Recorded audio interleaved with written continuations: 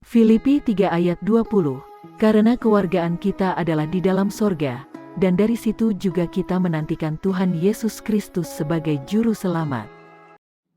Shalom, saudara yang kekasih dalam Tuhan. Kita berjumpa lagi dalam seri pembelajaran kita. Pada hari ini, saya akan melanjutkan materi sebelumnya, di mana pada materi sebelumnya, saya menjelaskan tentang keadaan seseorang yang mengalami kematian menurut konsep dari Alkitab. Nah, saya berjanji akan memberikan materi lanjutannya mengenai tempat-tempat di mana orang-orang mengalami kematian. Dan saya berharap saudara bisa mengikuti sampai habis agar saudara tidak memiliki persepsi yang berbeda dengan apa yang saya jelaskan. Karena ada beberapa orang menonton video saya, tetapi hanya setengahkah atau seperempat dari video saya, dan kemudian salah dalam mengartikan penjelasan saya, dan saya harus kembali menjelaskan kepada beberapa orang dan baru bisa memahami akan hal itu. Dan juga saya bersyukur karena dalam video saya sebelumnya ada banyak anak-anak Tuhan yang bertanya tentang keadaan orang-orang yang telah meninggal dunia. Nah, saudara kekasih dalam Tuhan, tujuan pembelajaran kita pada hari ini adalah bagaimana kita bisa mengetahui 4 tempat yang diceritakan oleh Alkitab, tempat di mana orang-orang akan mengalami kematian nanti.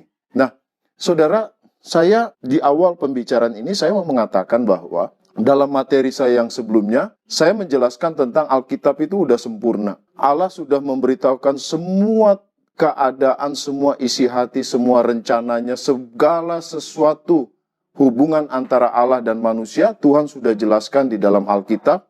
Sehingga menurut saya tidak perlu lagi ada informasi-informasi dari luar Alkitab mengenai tentang rencana Allah, termasuk tentang tempat tinggal orang yang mengalami kematian. Ada 4, ya. Yang pertama saya katakan Firdaus, kemudian ada juga surga, ada juga Hades, dan ada juga neraka. Alkitab sudah sempurna menjelaskan tentang hal itu di dalam Alkitab. Allah sudah menjelaskannya. Dan saya memandang tidak perlu lagi Tuhan memanggil seseorang untuk pergi ke sorga dan kemudian menjelaskan seperti apa keadaan sorga. Dan tidak perlu lagi Allah memanggil seseorang untuk pergi ke neraka untuk menjelaskan seperti apa neraka.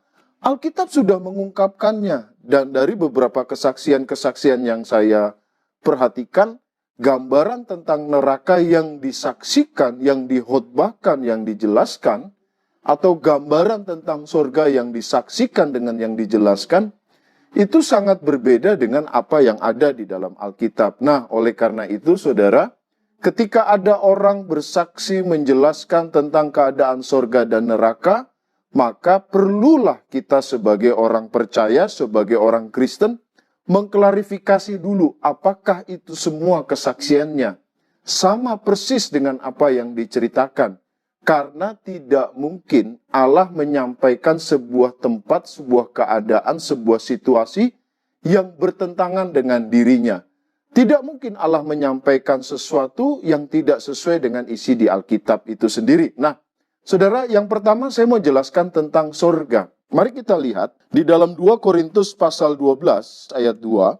Aku tahu tentang seorang Kristen 14 tahun yang lampau, entah di dalam tubuh aku tidak tahu, entah di luar tubuh aku tidak tahu, Allah mengetahuinya.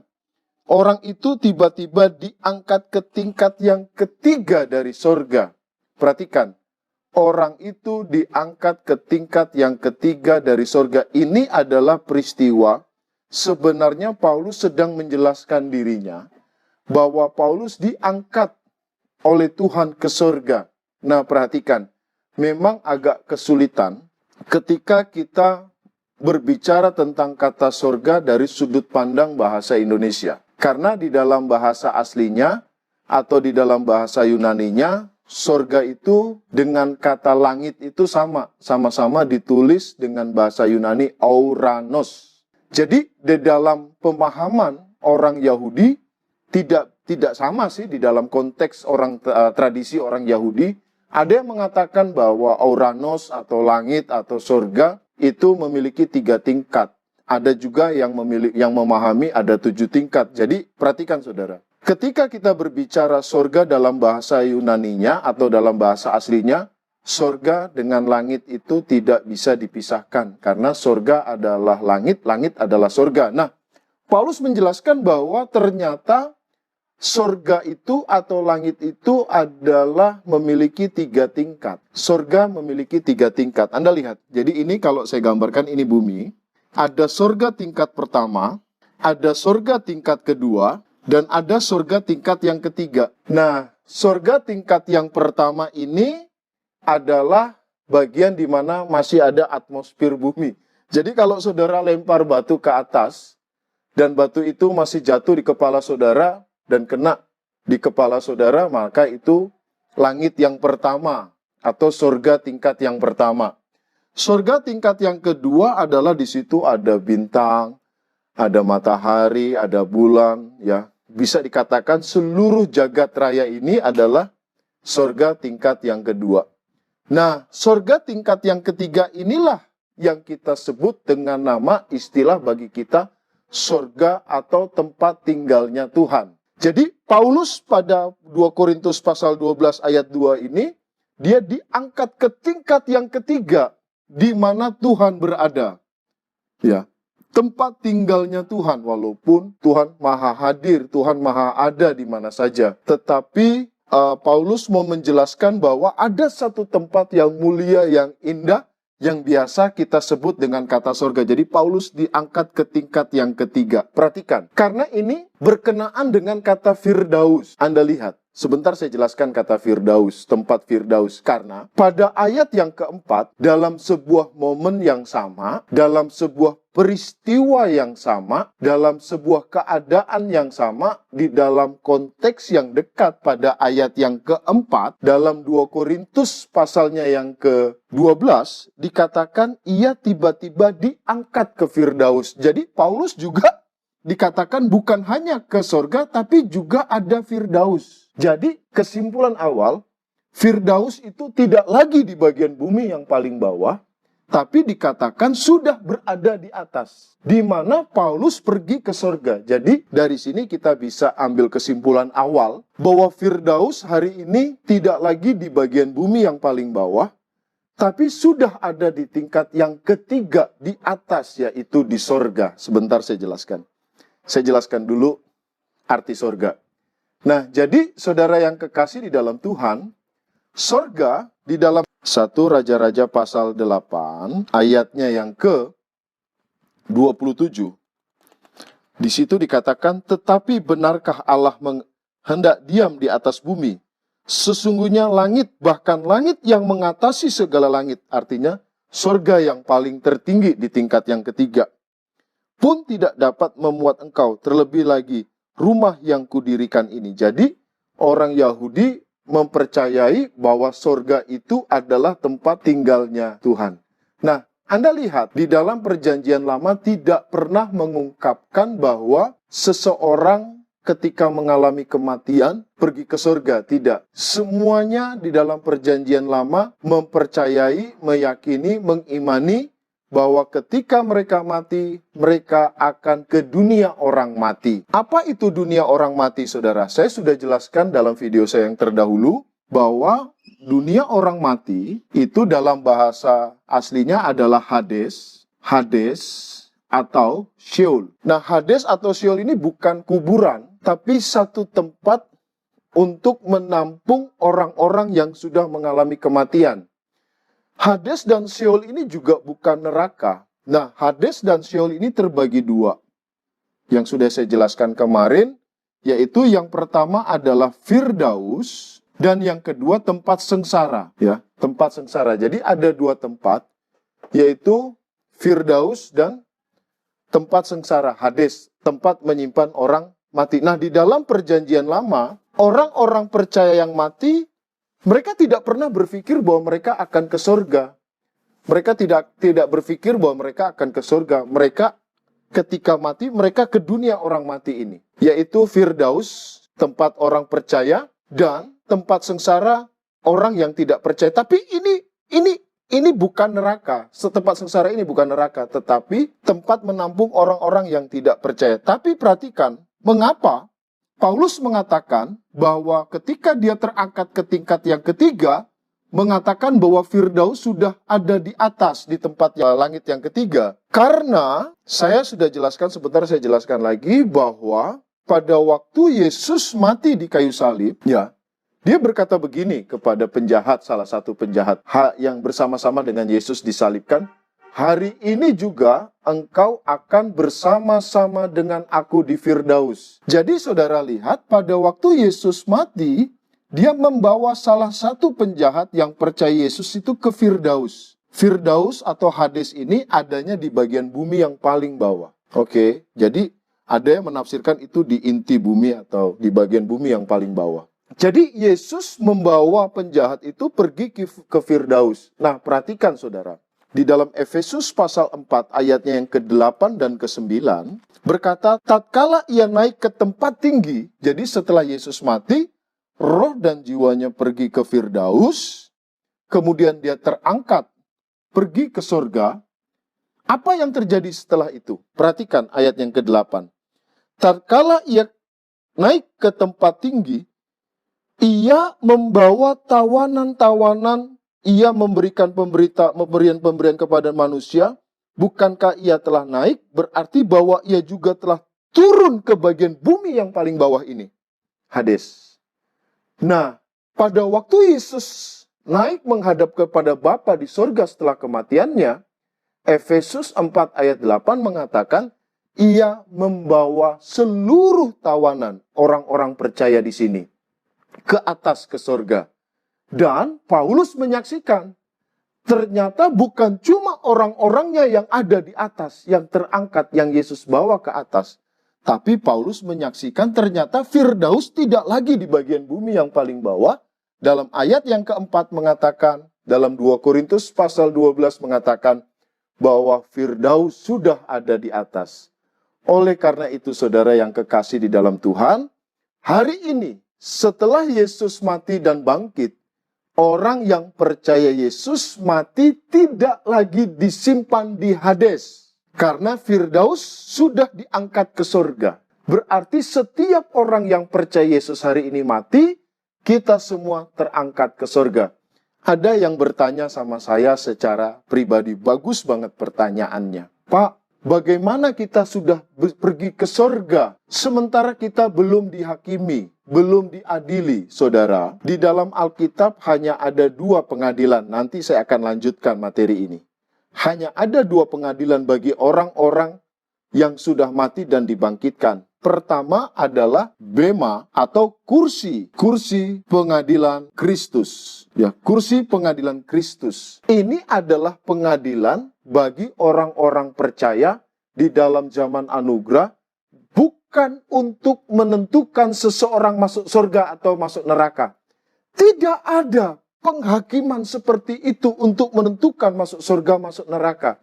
Untuk menentukan masuk surga dan masuk neraka hari ini. Kalau saudara percaya Yesus sebagai Tuhan dan Juru Selamat pribadi, hari ini kita yang percaya Yesus akan mendapatkan kepastian kekal di surga. Nah, ada yang bertanya, Pak, kita kan belum masuk kursi pengadilan Kristus, kenapa kita sudah masuk surga? Saya bilang, untuk masuk surga dan masuk neraka tidak ditentukan tentang pengadilan atau penghakiman.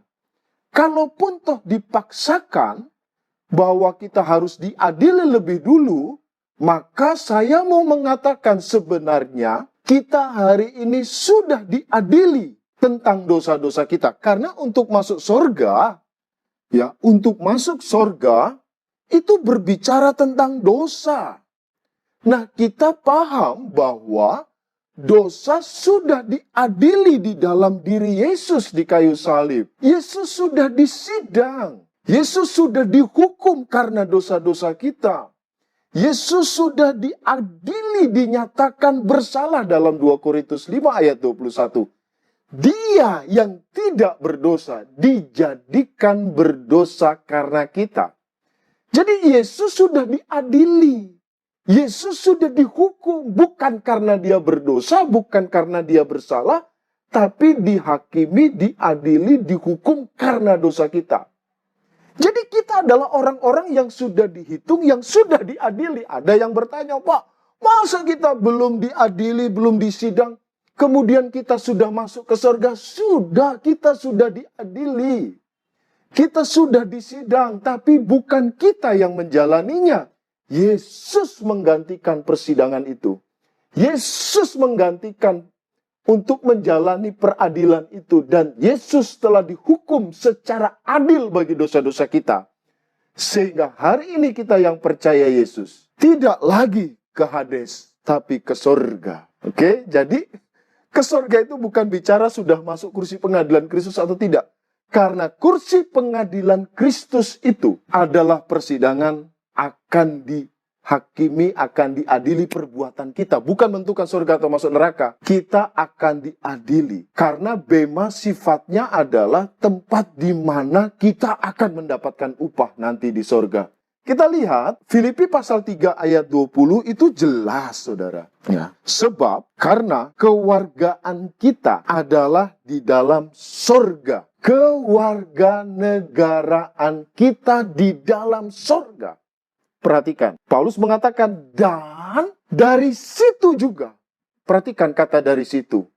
Ini tidak menunjuk kepada tempat yang lain. Dalam satu ayat, Paulus mengatakan, saudara dan saya yang percaya Tuhan memiliki kewarganegaraan baru, yaitu kewarganegaraan surga. Dan dari situ juga kita menantikan kedatangan Tuhan.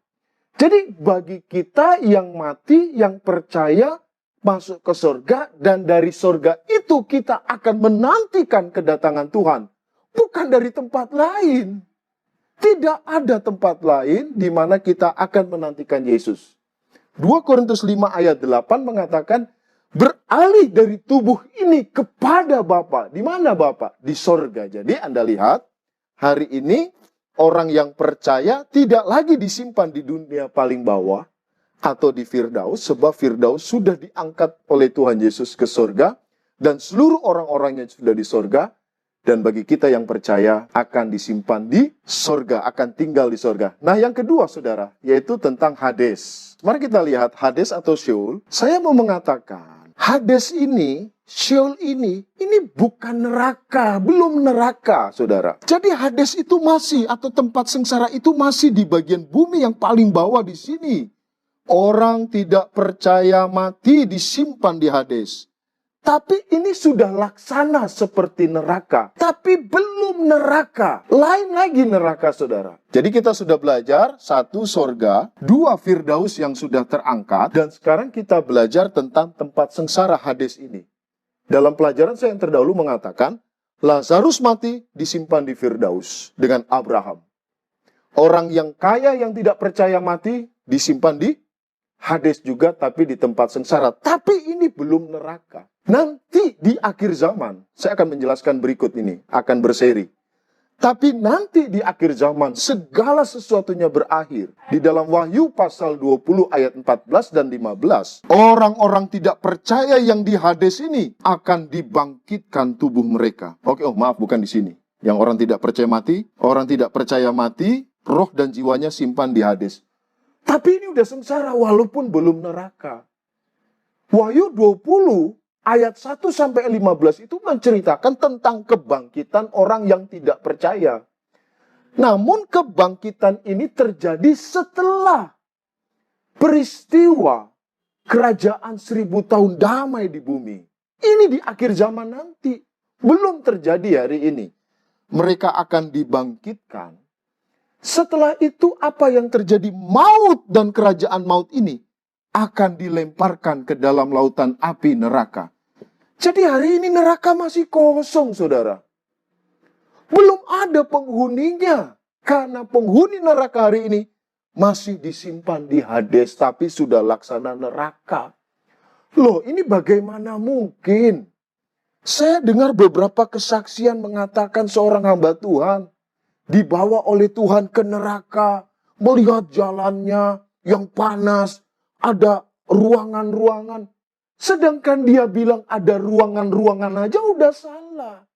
Karena Alkitab tidak mengatakan bahwa surga ada ruangan-ruangan. Kemudian dia mengatakan melihat ada orang, ada setan pegang trisula menghukum orang-orang yang di neraka. Loh, Enak setan menghukum orang.